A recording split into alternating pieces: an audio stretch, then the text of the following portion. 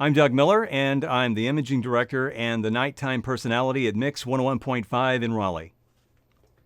Awesome. Well, thank you, Doug, for taking your time for doing this. Tell me about life growing up. What was that like? Well, I grew up in a small town in Missouri, middle of three sons, and, just was a normal, did normal kid things. Got excited when there was a snow prediction in the wintertime and played baseball in the summertime. Uh, about the age of 10 years old or so, I got really interested in radio. I got fascinated with, listening to the broadcasts, listening to the songs play on the air, and always thought that maybe that would be a fun thing to do at some point in my life. And as luck would have it, I got an opportunity to do that, and have been lucky enough and fortunate enough to carry that on to present time. Nice. You obviously have a great voice for radio, for any kind of voice work. Was that a big influence for you growing up? Were people telling you, "Hey, Doug, you've got a great voice. You should use that"? A funny thing, I've met very few people in my career that, have the voice, so to speak. I did notice, like when I was very young, that most of the announcers spoke very deeply. They had deep voices and everything, and I'm not blessed with that. But as time went on, and I obviously matured, grew up, whatever, my voice did change, and you kind of use it to your benefit, and how you can come across and get the message said when you're on the air. What were some of your inspirations growing up? Well, there was a radio station in Chicago, WLS, that I listened to every night before I got into radio, actually. I had a stereo, set it in my bedroom, and plugged my headphones in, and I would go to sleep. Lights are out, radio's on. I'd listen to the radio station as I'd go to sleep. And at some point in the middle of the night, I would wake up and the headphones would have, worked their way to the to over my nose, and so I would reach over, turn it off. But I listened to that station every night, and they were one of the very well-known top 40 stations in the country. So I was blessed being able to get influenced by listening to how they did their radio styles, and of course I wanted to do that from the very beginning, but it doesn't work that way. You start in a little bitty radio station in your hometown, like I did, a little AM daytimer country radio station. I would try to sneak pop records on, and got caught a couple of times. I was lucky I didn't lose my job, but I was able to take that experience, move on, and then the idea was to move onward and upward. And so again, I've been very fortunate that way. What's your typical day look like? In my job, I do the night show, as I mentioned. So I will come in the afternoon, about 4:30 here at the radio station. I go on the air at 7. And so what I spend that time doing beforehand is either meeting with the program director, talking about that night's show or about how the show is going in general. And then, I also search the internet, web, see what's going on there, keeping up with current trends. Anything I need to talk about on the air that night. I do a lot of research with music artists that we play. And of course, I'm very active and try to be more active in social media. That's, where everything is, and where the emphasis is going, and certainly in media and radio broadcasts. Do you remember your very first time being live? I do. I went on the air. I trained at the radio station in my hometown for several months, had some really good teachers. In fact, I'm originally from a town of 2,000 people, and again, a very small radio station. Two of my three trainers ended up going, one of them worked in Chicago. She took her career on to Chicago. Another one went to Kansas City, worked in Florida, and is currently doing voiceover work. I had some really good training from the get-go, and so, that helped me along in, getting started in this career. Getting training is very, very important, and being able to do that, you know, at the beginning, getting that good training is very helpful. But the first time I actually cracked the mic, we'd had a snowstorm, and I was reading the forecast, and you know, everything of course had to be scripted out because I wasn't able to talk off the top of my head or ad lib. So I had the forecast in front of me, and it was time for me to read the weather, and they typed out the word measurable as MEAS dot. And of course, I read it word for word. So instead of saying measurable precipitation, I said MES precipitation. And that was pretty embarrassing when I got home because, of course, my brothers never let me hear the end of it. What and kind of trailing off that, like what's the craziest thing that you can remember that's ever happened live? Oh man. Well, any funny, any bizarre stories? I do have a story that I was thinking about actually a couple of weeks ago. I was working. It's been several years ago. I was working in the Charlotte, North Carolina market, working for a top 40 radio station, and at that time, Hootie and the Blowfish were extremely popular. You know, as a rule, in top 40 especially, artists, you know, you might get maybe 2 hits off of an album from an artist. And I'm talking even Madonna or Britney Spears. You know, they usually get their 2 hits, they move on to the next project. Well, the Hootie and the Blowfish were such a different sound at that time, especially for top 40 radio. We were playing 5 songs from that album. I believe it was from maybe their debut album. But anyway, we were playing a lot of Hootie and the Blowfish. So one day I went in, hung out with the program director before the show, and I brought up the fact that, you know, I think the comment I made was, are we going to play every song from their album? Because as a top 40 station, you play fewer songs more frequently. And so I was playing a Hootie and the Blowfish song, it seemed like every 15 minutes. A different one, but every 15 minutes. Anyway, I made that comment to the program director, and he just, you know, we just kind of, you know, brushed it off, whatever. An hour later, I'm on the air, and of course it was time for me to play a Hootie and the Blowfish song, and I introduced them as Hootie and the Blow Shit. You might want to bleep that part out. Anyway, so I had said that. I no more than reached for the mic to turn it off, and the hotline's ringing. Well, a hotline in radio is like getting called to the principal's office. If it rings, it's bad. So I reluctantly, I looked at the line, it's lit up, and I know my boss happened to catch that break, and I was praying that he wouldn't, but he did. And I clicked on the hotline button, and I went, hello? He goes, how do you really feel about him, man? Click. Hung up. And I obviously remember that experience to this day. I did learn something from that experience, actually. Number one is never badmouth or talk bad about any artist that you play, because there's a chance karma is going to strike you upside the head on the next time you play that song. So, yeah, it was a very important thing that I learned there, and my most embarrassing moment on the air. Who was your favorite on-air guest?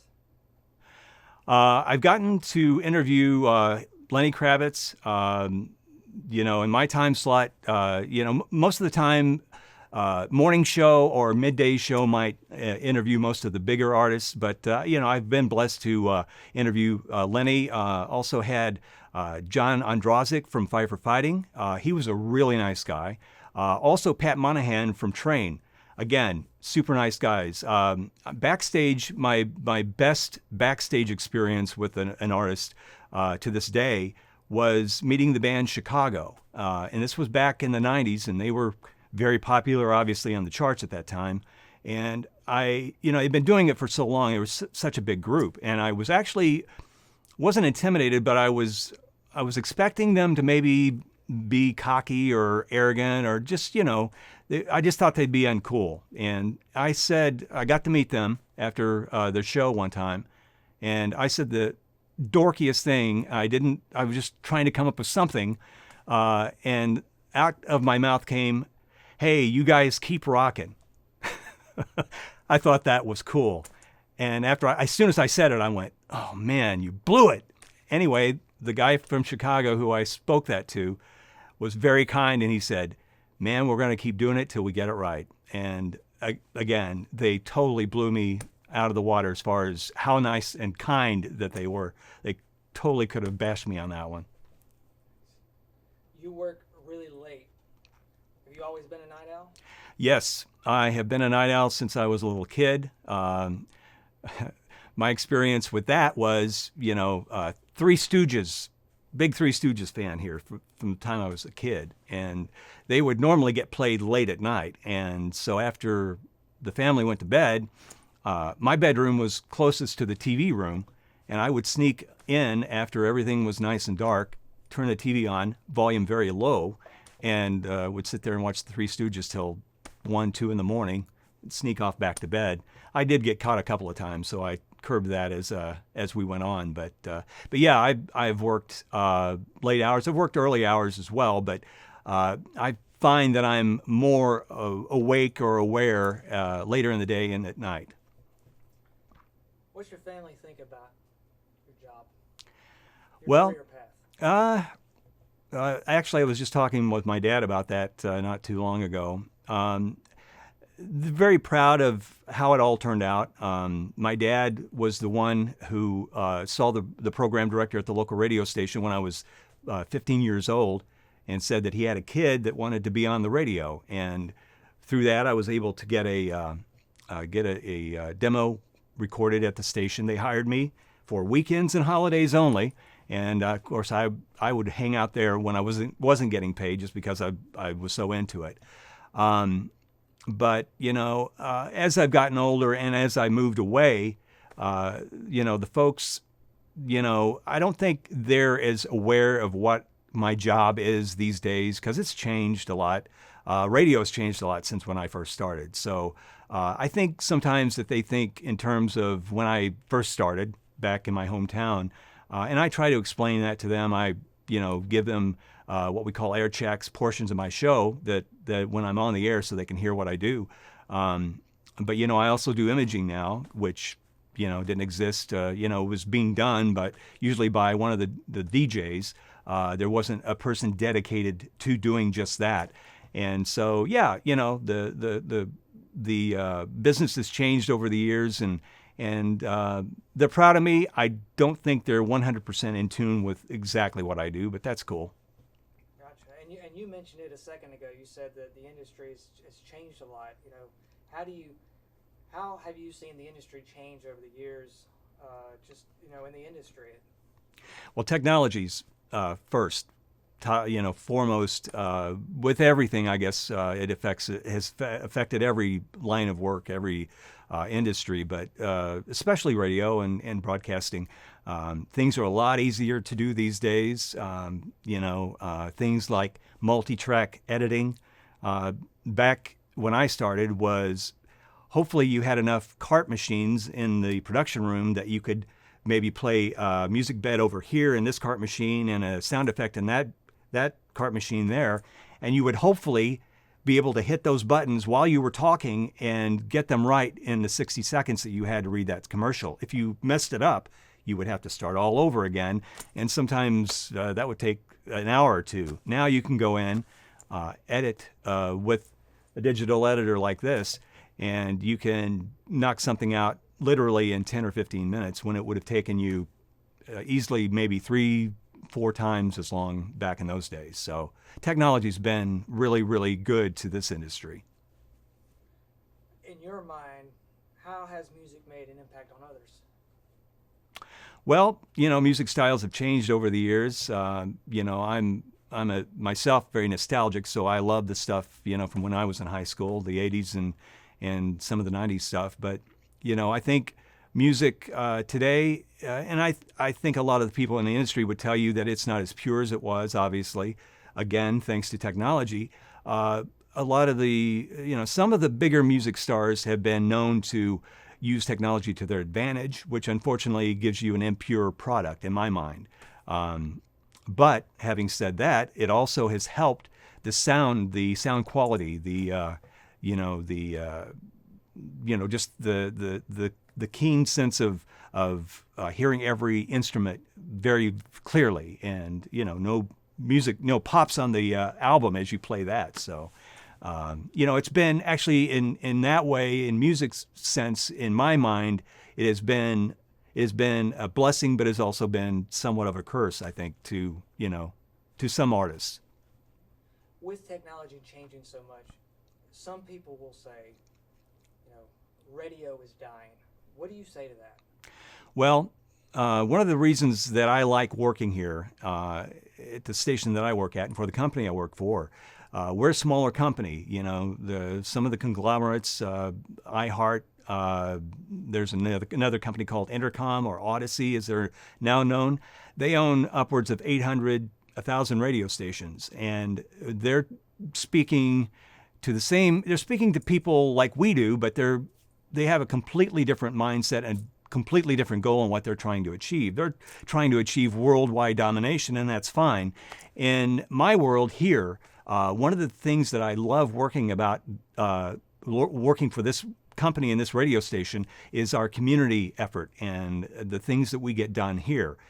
Recently, we did a radiothon helping out one of the local children's hospitals, and through our donations from our listeners that we spoke to directly for 2 days, we raised almost $700,000 for that hospital. We do that once a year. We're very active in the community, more so than I think our competition, and again, another reason why I love working here. I feel very fortunate to be here. I'd much rather be here than over there. Someone who wants a future in broadcasting, what would you tell them? I'd tell them to go to I'd probably tell them to go to law school. No, I'm kidding. Well, again, technology has changed the world, and it has greatly affected this industry as well. The best advice I would give to someone is to see if they could get on with a local radio station, maybe in a promotions department.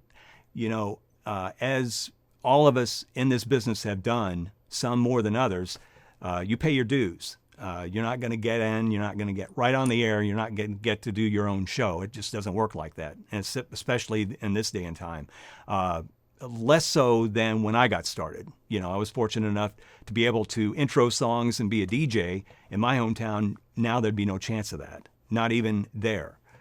So, get in any way you can. If it's promotions, that's great. If you can get in any way you can get foot in the door, to be in the building, to be present, to be around the folks that, if you want to be on the air, you're maybe hanging with programming people and you're talking with them. You can get into a production room on a weekend where nobody, is in here, learn how to operate it, and then go in and practice. And, eventually something will open up. Again, it's not going to be quick. It's not going to be a fast process, but take your time, learn how to do it to the best you can, and go as far as you can. And there's a lot of online resources too. There are.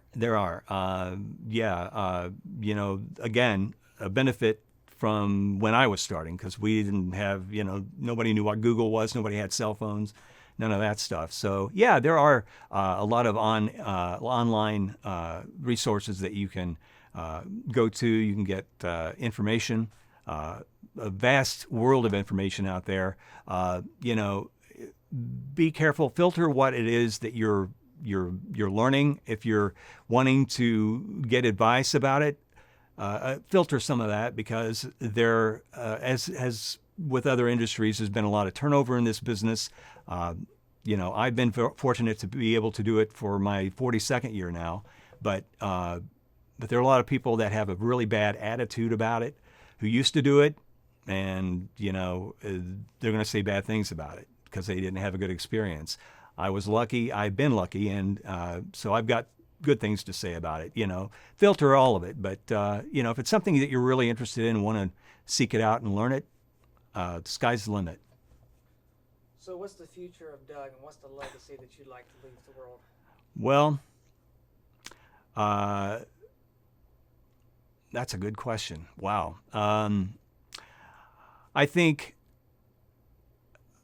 the biggest plus that I have been able to bring to any job that I've done is a work ethic, and I learned that from my dad. You know, my dad would go to work if there was a foot of snow on the ground, and he didn't have to go out, and you know, he drove in his job. I saw that. My folks, you know, were great influences there. And as I mentioned, when I first got started in radio, I would go down to the radio station and hang out when I wasn't getting paid, just because I wanted to be in the atmosphere, in the environment. I guess, you know, at the end of the day, when I finally hang my headphones up, I want people to remember me for my work ethic, that I was, you know, a good guy, that, a lot of people get in this business to broadcast, and not everything that you say to someone else gets kept to themselves.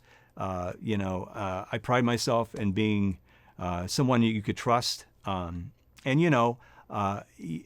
on-air work is good. I think it's not the best, but you know, my imaging work I do take a lot of pride in, and I've gotten a lot of accolades and compliments on that over the years. And so, yeah, I was a good radio guy. I was a good producer, and that I was trustworthy. Awesome. Well, thank you so much for your time, Doug. You're welcome.